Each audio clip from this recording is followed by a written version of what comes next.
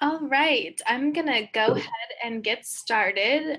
Thanks for joining us today for the Healthlinks webinar.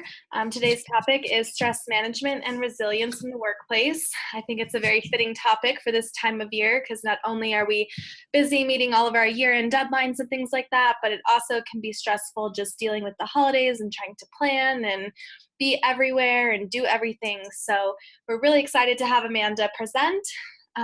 Just a few general housekeeping items. You will be kept on mute throughout the duration of the presentation.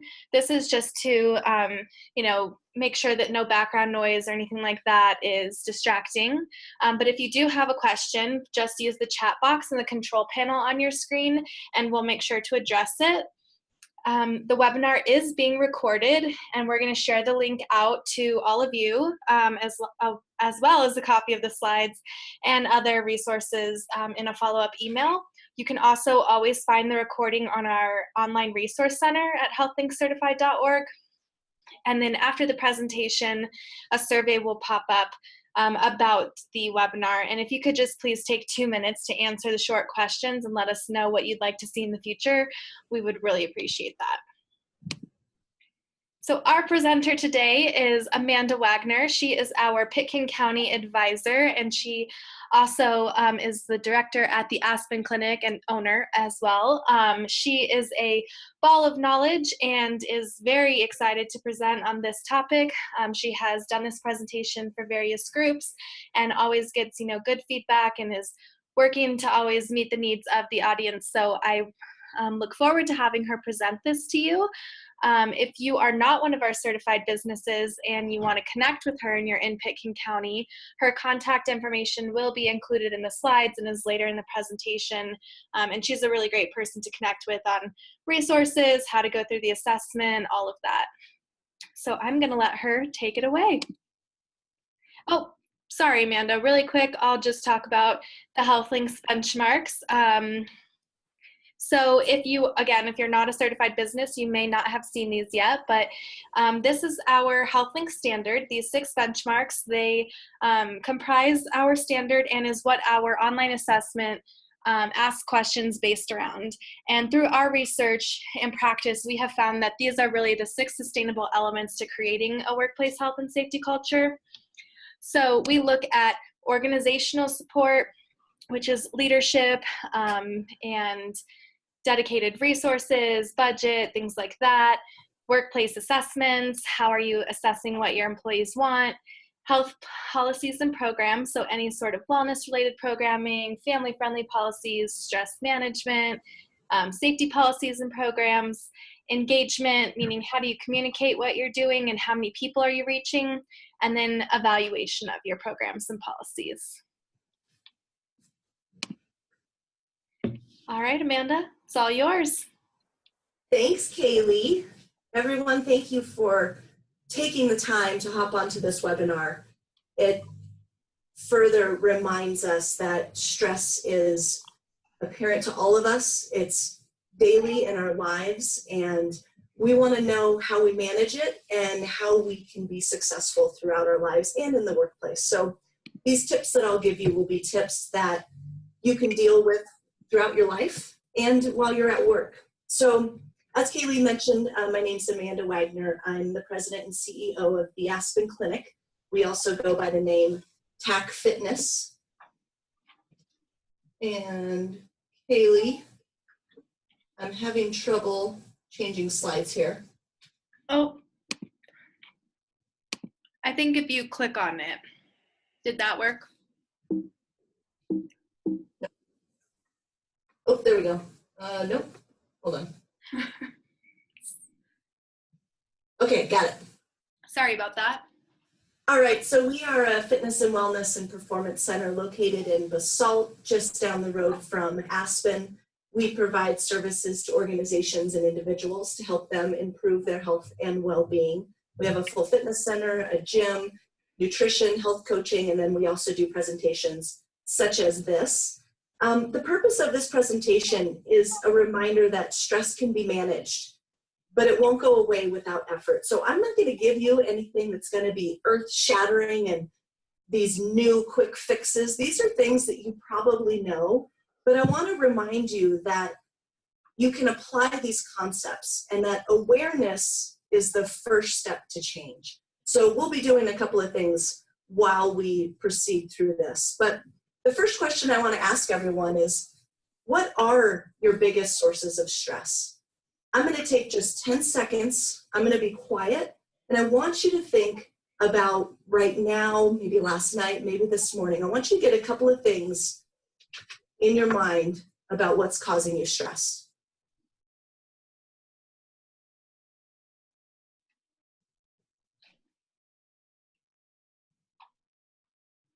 Okay, you might have something. If you don't have anything, good for you. But stress can be caused by family, money, injury, illness, emotional stress, lack of time, sleep, work, family. All of those things are stressful to us. But the good news is you're not alone. This is not a phenomenon that's independent of you. Everyone is experiencing it. So what can you control? In a survey with Northwestern National Life, we found that 25% of employees view their jobs as the number one stressor in their life. We also know that we're working more hours than ever. So of course we have more stress. We spend more time working than we do eating, sleeping, and socializing combined. But the problems at work, we have strong associations with health complaints as well. So we know that work is the perfect place that we can look to manage these stress. So we know that work can have a negative, neutral, or positive effect on one's health. We're going to help you make some good changes in your life today that can help improve your health. But we know that work is not like Vegas, and neither is stress. Stress in our personal life and or at home affects our work, and stress at work affects our home, and sometimes work is home. We like to think that there is no work-life balance, right? We call it work-life integration. Work-life integration takes a more holistic view of how work takes place and considers all aspects of a person's life. So when you think about leaving stressors from home as you go to work, know that that's impossible. And know that this idea that stress-free really doesn't exist. So let's take a look at what is stress first so that we have a really good, clear idea of what it is.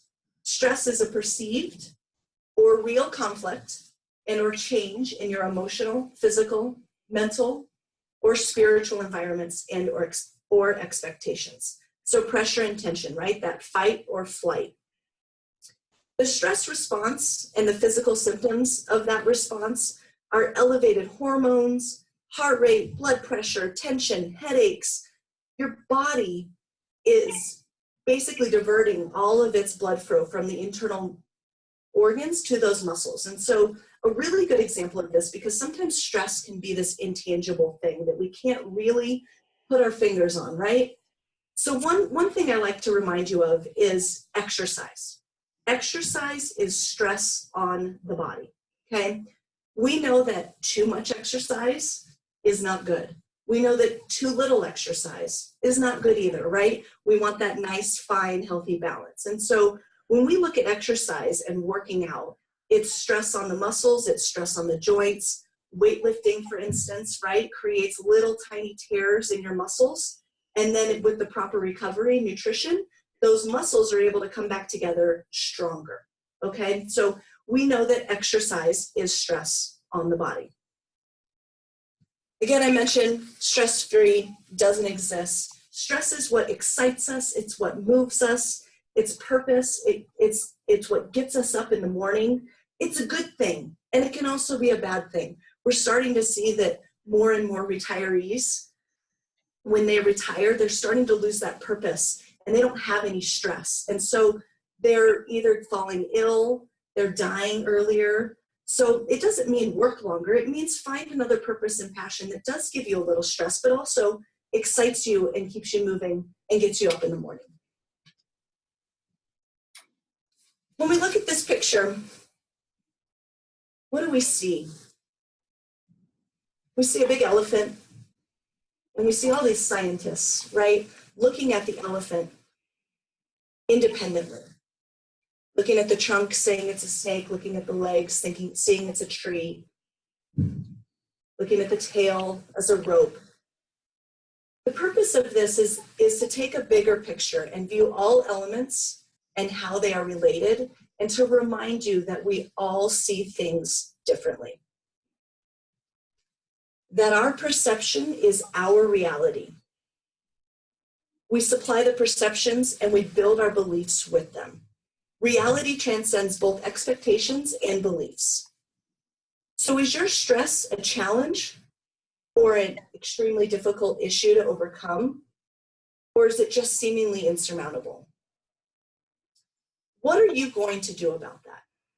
I get this a lot. I own a fitness center, right? My office is 20 steps away from the gym, 30 steps away from the classes. I have to go downstairs to the performance center. Everyone says to me, "You look great. Wow, you're in shape. You must be able to exercise all the time because it's so easy. It's so close." Well, the fact is, it's not easy. And just because it's close doesn't make it any easier. It's not any easier than getting in my car and driving 10 minutes. But what makes it easier for me is that I realize that. I realize that I can do something about that, and that I can make it a priority, make exercise a priority by putting it in my calendar, by sharing it with friends, by getting a buddy.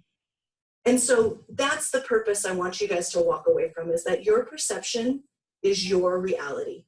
And what do you get to do about it? What can you control? So 3 big impact strategies for stress. And we wrote mostly in the workplace because, right, we remember that life and or work is not like Vegas, that we're all interrelated and that it's all connected. Number 1, keep moving. We're 12 minutes into this webinar. I want everyone to stand up out of your desk, wherever you are. I want everyone to stand up. We've heard this before, that sitting is the new smoking. Traditional workplace habits are bad for our health. Talk about the momentum principle, right? The longer you stay sedentary, the harder it is to get moving. We all know that with every concept, right? Oh God, I used to be able to do this so well. I used to be able to do that so well. Well, the reason why you can't do it well anymore, probably 90% of the reason, is that you don't do it anymore, right? Balancing on one foot, walking across curbs, shooting a basketball, kicking a soccer ball, playing softball, all those things. If you used to do it, you probably were doing it well. But since you stopped, that's the challenge. I'm still standing, everyone, by the way. So stress affects the nerve connections in the brain and the rest of your body.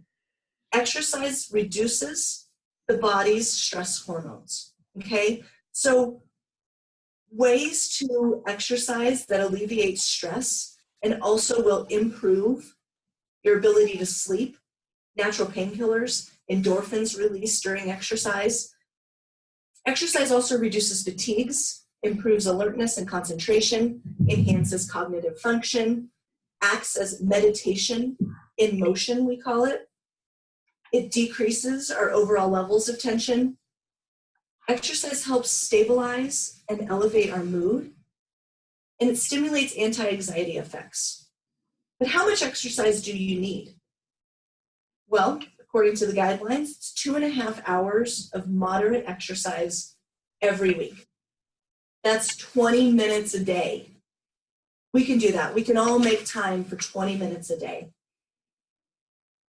When I break that down to 20 minutes a day, I mean that frequency is important and consistency is important. So 20 minutes every day is much better than 1 day a week at 2.5 hours a day. So try working out for 5 days a week for 30 minutes or 4 days a week for 40 minutes. And then what type of exercise should we do? Anything.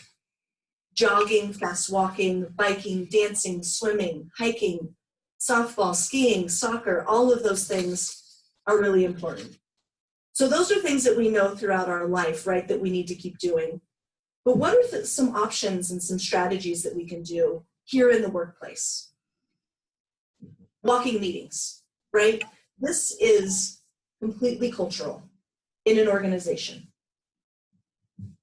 We are so used to walking into a conference room, sitting down, having the meeting for an hour or 2 or 3 or 4, and we've just been sitting the whole time. How do we get those meetings outside? How do we get those meetings where we're standing up and maybe doing a few things? Sit and stand desks. You can make your own if necessary. My computer is sitting on this like plastic cubby that I found in a storage room in our building. It's not fancy, but it sure does the trick. The other is to use the stairs. We all know this, right? But it's so much quicker to hop on that elevator if I have to do 3 or 4 flights of, or 3 or 4 levels. But using the stairs is so beneficial for muscle engagement, for quads. It also will help prevent the injuries that you can keep your strength going. Walking groups, having others hold you accountable. A lot of organizations that I work with, that I advise on, I encourage them to find 2 or 3 people in their organization that they can go take a 5 or 10 minute group walk. We have a couple of organizations that are across the parking lot from us that they take a lunch break. They take 15 minutes they spend to eat their lunch, and then the whole office gets up and goes on a walk together. Another is stretch breaks during meetings, teaching, and or extended work periods. So I'm still standing. If you're not standing, stand up again. The easiest thing you can do is just like when you wake up in the morning, right? Get those arms right above the head and just take a big stretch and a couple of deep breaths. Get that blood flowing a little bit. Keep moving. Our second strategy for you is to unplug. There's so much research coming out now about how our devices, our computer, our TV, and our cell phones, how they're affecting our melatonin levels in our body.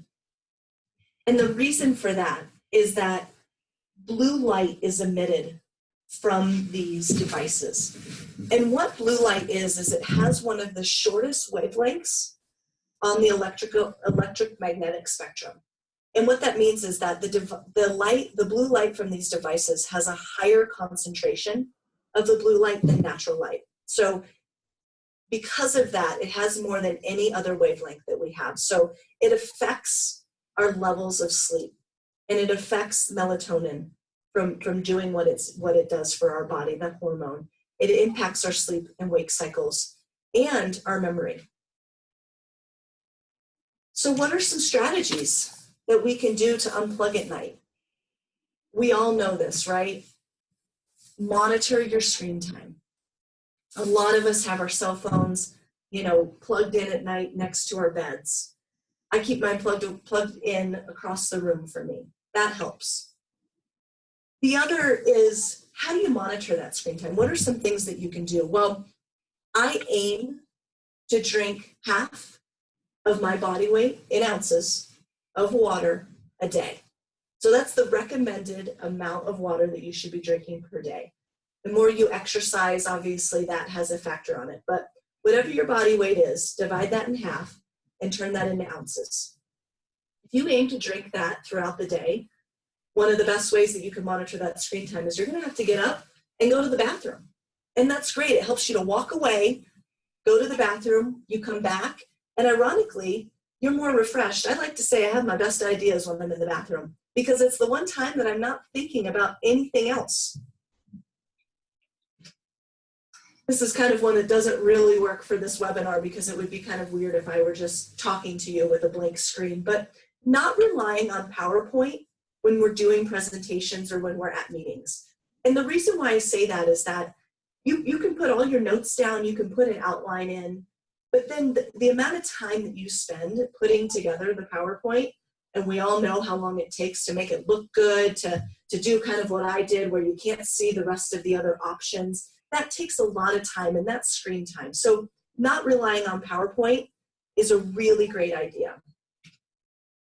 Another is having strategic away messages. This kind of goes hand in hand with number 4, so weekend and after hours emails and responding. At the Healthlinks Healthiest Places to Work celebration that we had in August, we had a really great speaker that talked about a girl that went on maternity leave, and she put an away message in that was very typical to an away message that you would normally see, right? I'll be out of, I won't be answering emails for the next 3 months from these dates to these dates. Please contact so-and-so if you need immediate assistance, blah, blah, blah. But then at the end, it said, and by the way, upon my return, I will delete all emails in my inbox. Could you imagine? I mean, I can't. I'm the girl that sees that little red dot above my email on my phone, and I've got to try and get that down. But one of the great purposes of it is that she set boundaries. And that is a key point that we can work off from unplugging, is that if people are getting used to you responding to emails at 7, 8, 9, 10 o'clock at night, well, guess what? The higher likelihood that they're going to send those emails to you. If you stop, if you make, either turn your phone off, turn the auto push off on your phone to where you're not receiving emails, or put your phone away, you're going to have so much better sleep. You might find more time to exercise. You might find more time to spend with family. But that's the important piece, is that we want to set boundaries, and having those strategic away messages and setting at weekend and after hours emails and responding is also really important. The other you could do, and this is bold, this I'm not sure would be really challenging for me, but it's a great piece, is taking email off your phone entirely. One of the reasons why we're working so much these days is because we can. We can all work remotely. We have our phones, we have our computers. It's with us all the time. And now we have iPhone smartwatches. Now you don't even need your phone. It's just on your wrist. I mean, technology is just continually evolving to make things easier for us. But in making things easier for us, it's also making things unproductive, distracting. We're spending more time working than we are socializing. We're not focusing on one task. We're multitasking. And that's something that you really, really want to take into account of. And then also planned email responses periods at work. This is something that I coach a lot of organizations on, and that is, email is very, very distracting. We can get very caught up in looking at that email, your inbox, and trying to make it smaller, or seeing new emails coming in and reading them. And I'm certainly guilty of that as well. I'll be working, for instance, I'm working on this PowerPoint, I'm focused, and my watch vibrates because I've got an email, and my inbox flares up, and I immediately stop what I'm doing and I go over to the email. Email is one of the most unproductive things that we found at work. And so what we can we do is we can put a response in that says, I'll be checking emails from 9 a.m. to 10 a.m. Monday through Friday. Something like that. Then people know when to expect a response. That'll help eliminate some stress that we may have when we're not responding immediately to those emails. Number 3, and it's a big one we hear a lot about these days, and that is mindfulness. But what is mindfulness? Mindfulness is the psychological process of bringing one's attention to experiences occurring in the present moment. This can be developed through practice of meditation and other training. How many of us, have done this? Sitting there eating, doing something on our computer. I'm the worst person in terms of multitasking. I always have to be doing something. So actually, as I'm talking here, I actually have a pen in my hand, so that I kind of remind myself that I'm just continuing to stay focused. What I do hear a lot about from people in the word mindfulness is they say, but I'm not good at meditation. Well, I didn't used to be good at typing until I did it every single day. Now I'm a great typer. That's something to be reminded of, right? We talked about this earlier with exercise in terms of consistency and a reminder to apply these concepts on a daily basis. So it takes effort and application at all times. Before I move on to our strategies of mindfulness, I want everyone to take a big, deep breath. Inhale through your nose and exhale through your mouth. We're going to do that 2 more times. Inhale through your nose. Exhale through your mouth. And 1 more time. Inhale through your nose. Exhale through your mouth. That was mindfulness. Interesting. I think I could do that every single day. That took maybe, 20 seconds. So mindfulness, what are our options? Disclaimer, I said this again, mindfulness takes time and practices. Remember what it was like to learn how to walk, right? You didn't just all of a sudden start walking. You practiced when you were little. Of course, you don't remember how you learned how to walk. But this is the piece, eating and nutrition. Time and time again, we are finding that food is easy to get to. We can drive and eat a hamburger. We can drive and eat fries. I can sit at my desk and eat some stir fry while I'm typing. But we find in study after study after study that we are constantly overeating because we're not paying attention to what we're eating. And so taking the time out to sit at a table and eat, I used to do that when I grew up. My mom, it was just, you turn the TV off, everyone sits down at the table and we talked about our day, right? That'll bring more social interaction. It'll help eliminate stress as well. Those reminders to breathe, take a deep breath. You can set an alarm on your phone for every hour where you just take a couple of deep breaths. Monitor it, right? Take a weekly journal. Write down how you're feeling at certain times around activities, around meals, around interaction. Practice active listening, right? That's the process of when someone says to you, they're talking about their day and they finish and you say, so what I hear you saying is that you had a really stressful day and you're really challenged by the day-to-day and you want to learn, you want to manage that. That's active listening. That really takes a lot of effort to pay attention to that person. That's being mindful. Remember, mindfulness is the process of bringing one's attention to experiences occurring in the present moment. So right now you're listening to me on this webinar. Is that all you're doing? Or are you doing other things? Take a moment to pay attention to the one thing that you're doing. Number 5, I wrote a moment of silence or breath before a meeting. We do this too much where we have back-to-back meetings, where we don't have any opportunity to reflect on what happened on that first meeting to prepare for that second meeting. So when possible, don't schedule those meetings back-to-back. What works really well for me is I bring my dog to work and I take him for walks every hour.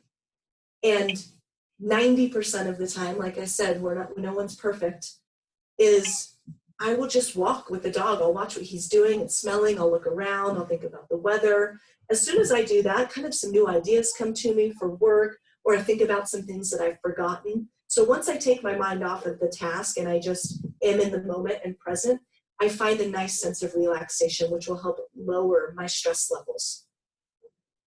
The other piece that I want you to remember too is honor how you are feeling at that moment. Taking breaks in quiet time is a moment to reflect on things. I have a lot of, when I have stress in my life, I have a lot of periods where I'll get really stressed out about maybe a meeting that's coming or something that's going to happen that I really have no control over. And I'll literally stop, take a couple of breaths and say to myself, why are you so stressed out? Why is this causing you so much anxiety? And a lot of times I'll figure out that it's fear of the unknown, which I'm okay with that, right? I'm like, okay, I'm a little fearful because I don't know what to expect. Okay, fair enough. I can move on from that. And that helps lower my levels of stress. Taking a moment of silence will remind you to pay attention. To pay attention to what's around you. How many times have we had those moments where we're walking and we trip and we fall, or we have an injury and someone says something like, oh, how'd that happen? And you say, oh, it's actually not that exciting. I was just walking, or I just tripped. 90% of the time you're doing something else.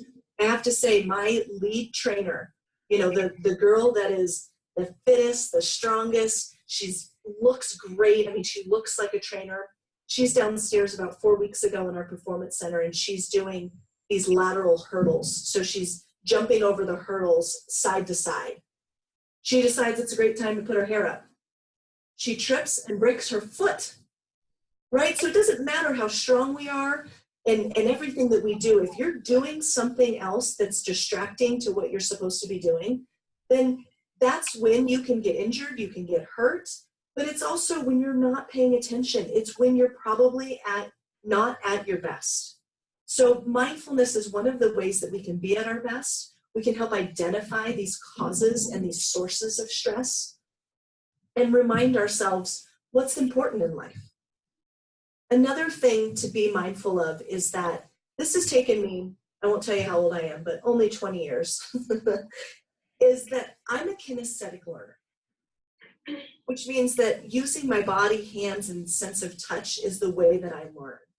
It also means that I've learned that it's the best way for me to find myself where I can pay attention and be my best. I learned, unfortunately, after my first semester of college, that I couldn't just read a book and remember what it was. I had to read the book, and then I had to write down what I learned, or key concepts, or notes, or an outline of the book. That's my kinesthetic learning. It also means that in order to pay attention to something, I need to be, like I said earlier, holding something in my hand. This whole time I've had this pen in my hand. I've clicked it, I've opened and closed it, I've looked at it, I've switched hands. That allows me to pay attention as well. So being mindful of what makes you a good learner, what makes you a good person, what is causing you stress, and how can you manage that stress. I mentioned earlier that what causes me a lot of stress, I stop, I take a couple deep breaths, and I'm able to really pinpoint why I am feeling that way. So those reminders to breathe will help us be more aware of our body and what we're feeling. So the recap, what are your options? Moving, daily, hourly, as much as you can. A lot of us have these watches where it tells us how many steps we've taken in a day. Make that a goal. Make 10,000 steps your goal. And if you continually beat that, make it 11, make it 12, make it 13. Unplug. It is so important in our lives today to move away from the television, to move away from our phones, our watches, our TV, our computer screens. Unplug. And mindfulness, the practice of being present. I think a great thing for all of you to do once we send these slides out is to print this slide here and cut it and put it on your desk or put it next to your computer screen as just a reminder of some 3 key strategies that you can do to help manage your stress. And a reminder that the big key for all of these is to be aware. If we are so busy and so consumed in all these activities and doing, then we're not aware. And that's where the true issue comes up. Here's a couple of resources that I used for this slide. One of my favorite is these top 2 on the left, Difficult Conversations and Crucial Conversations. It's by an organization called Vital Smarts. They are great, they do great presentations. They do great emails that can help in the workplace. Another is a really great book that I just read recently called The 4-Hour Workweek. Could you imagine getting everything you wanted to do in 4 hours? So those are the resources. And again, my name is Amanda. My email is right here. If you have any questions or comments, feel free to call or email. You can also check out the Aspen Clinic at theaspenclinic.org. And I think we have plenty of time for questions. So if anybody wants to hop on the chat and ask some questions, I'm happy to answer those as well.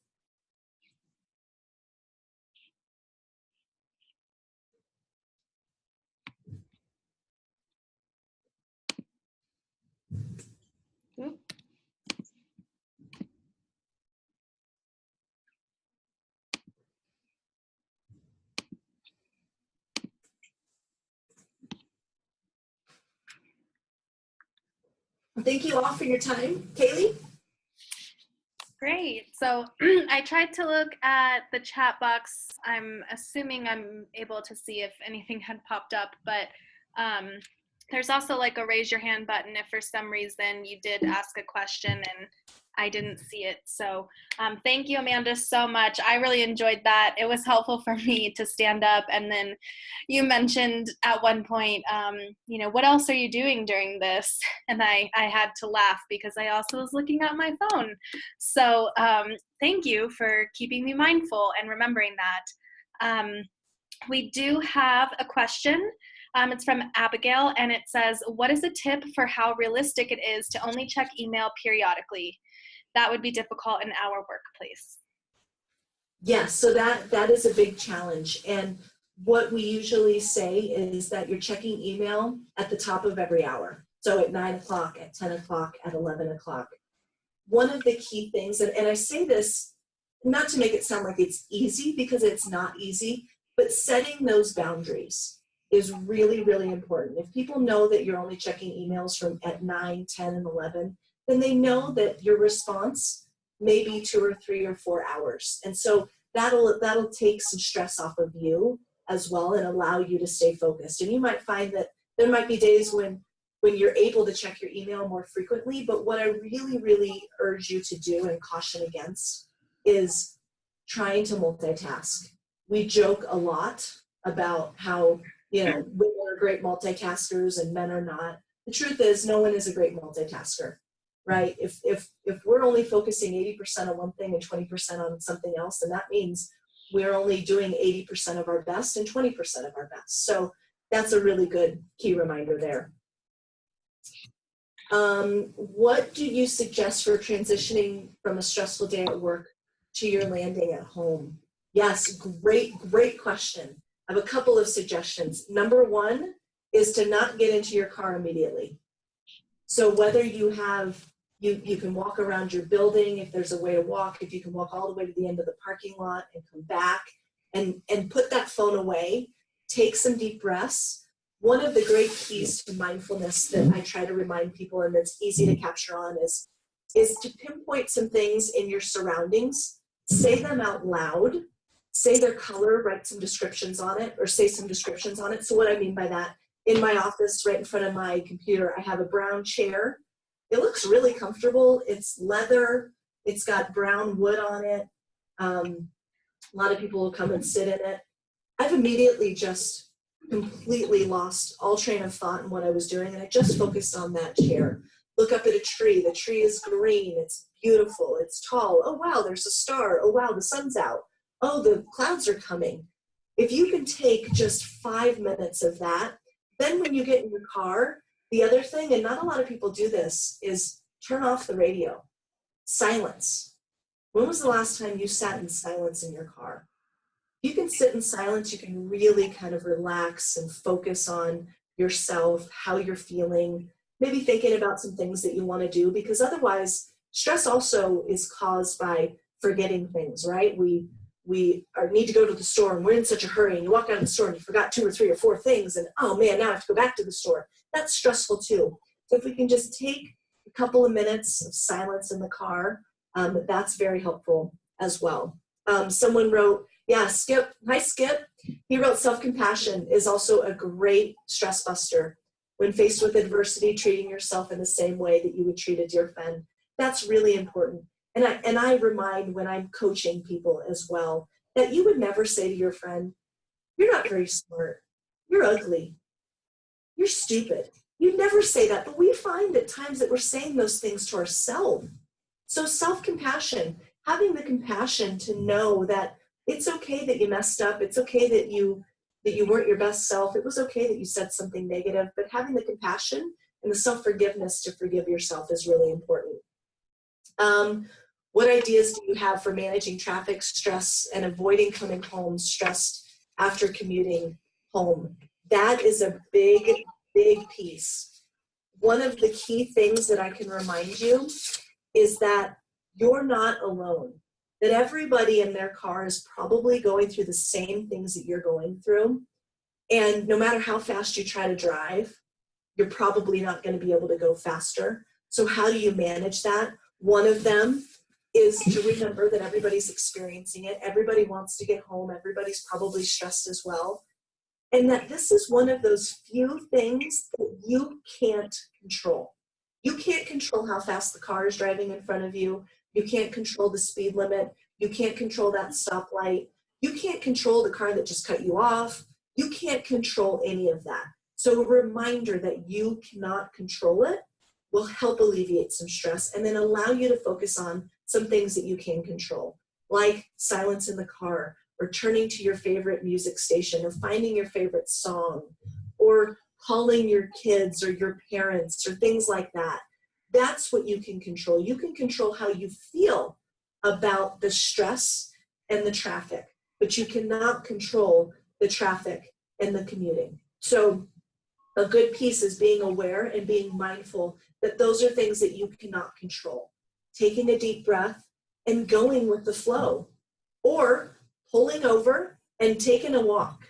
That's another opportunity as well. And I know that that takes time, but that is something that is useful time. So again, being aware that traffic is not something that you can control. So the other piece might be going to your employer and saying, you know what, I'm really struggling with this 8 to 5 work schedule where I'm getting stuck, in traffic on my way to work and getting stuck in traffic on my way home. Maybe there's an opportunity for you to work 7 to 4. Maybe there's an opportunity to work 9 to 6. I don't know what everyone's work schedules are like, but that might be an opportunity as well. And it never hurts to ask to see if there's an opportunity, or maybe it's just one day a week. You have that opportunity to leave a little later or leave a little earlier.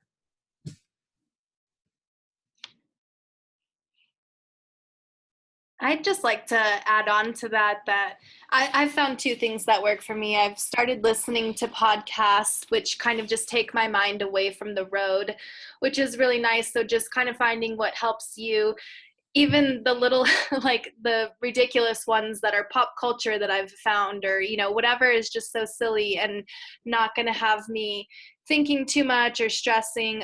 That's personally worked for myself. And also, if you are a person who goes to the gym, maybe you do that right after work, really close to where you work, so you could avoid hitting some of the traffic on the way home. That doesn't work for everyone, and maybe you work out in the morning, or maybe you are wanting to get home and spend that time with the family. So it all depends, but those are just a couple of additional suggestions I have.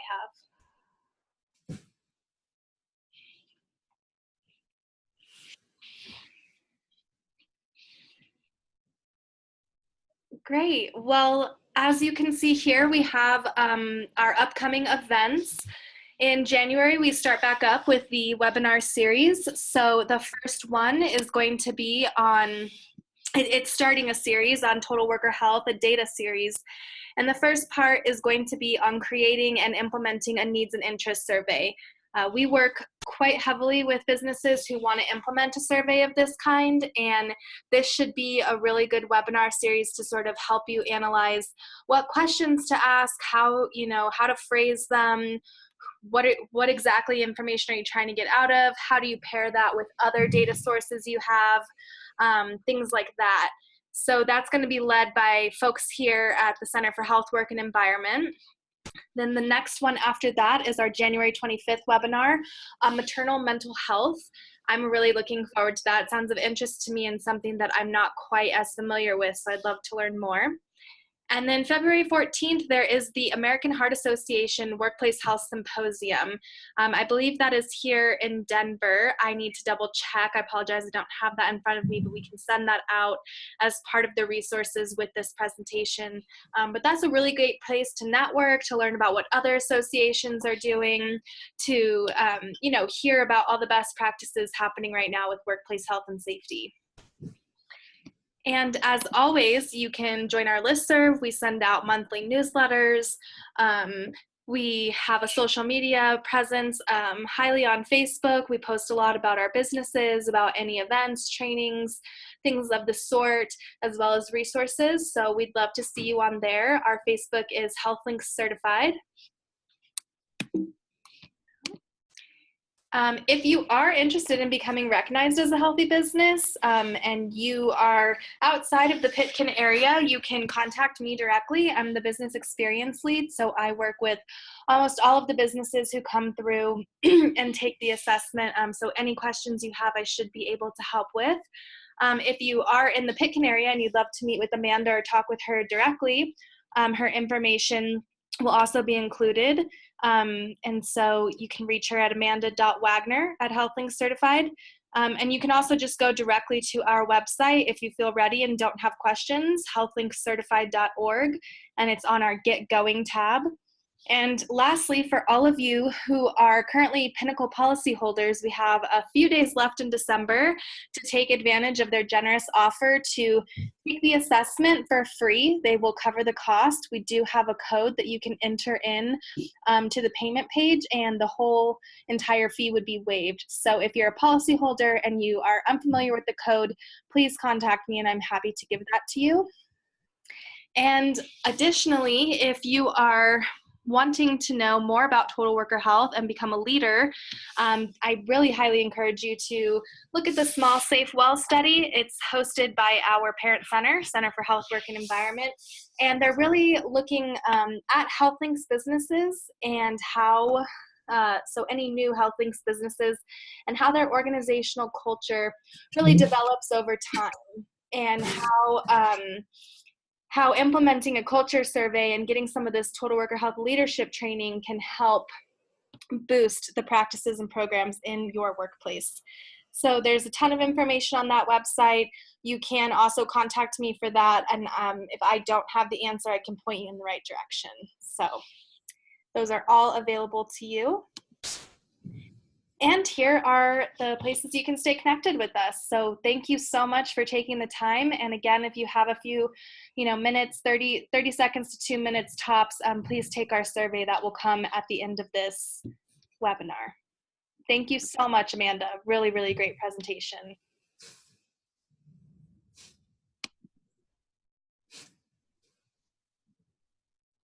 All right, everyone, happy holidays.